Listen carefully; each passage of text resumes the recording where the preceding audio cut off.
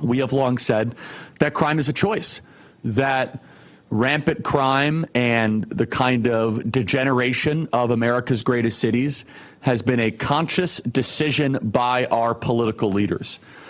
Has there been a comparable example in history or even in modern Western times of a great power deciding to no longer be great? And your thoughts on the federalization of Washington, D.C. as President Donald Trump uses federal force to clean up our nation's capital?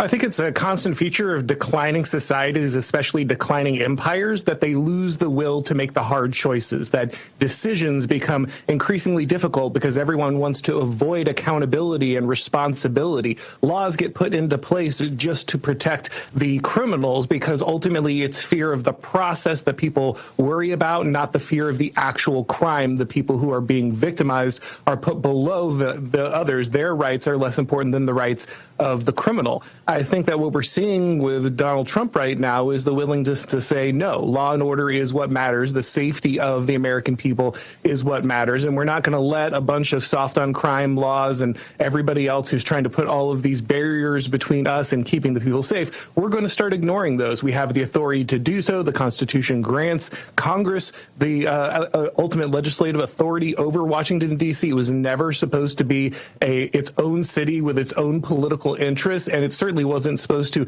increase crime by putting these type of soft on crime policies in place. I think a lot of people have been waiting for moves like this from Donald Trump, and they're very encouraged to see him taking this kind of action. Of course, the press is up in arms over all of it. And it's not that crime is hard to stop. It's that it's mildly unpleasant to stop. And we have decided that if some groups will go to prison more often than others, then it's just not worth having real laws. Yeah, Charlie, that's what reflected. Yeah, please, Aaron, please.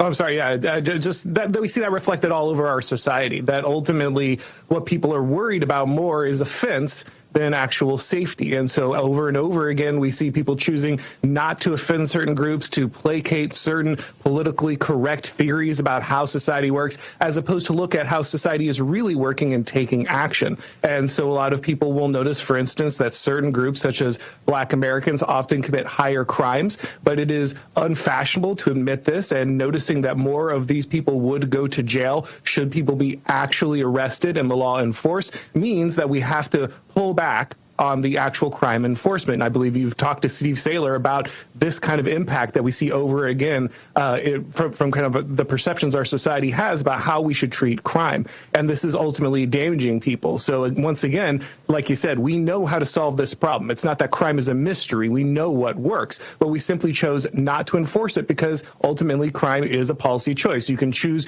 between actually enforcing the law and keeping people safe and having a free and equal society in which you understand that ultimately some groups who commit more crimes may end up in jail more often, or you can play this game of obfuscating what's actually going on, being soft on these policies, ultimately hurting the very people who are contributing to society, just so you can please a bunch of people who ultimately probably aren't voting, aren't contributing, aren't being involved in the body politic anyway.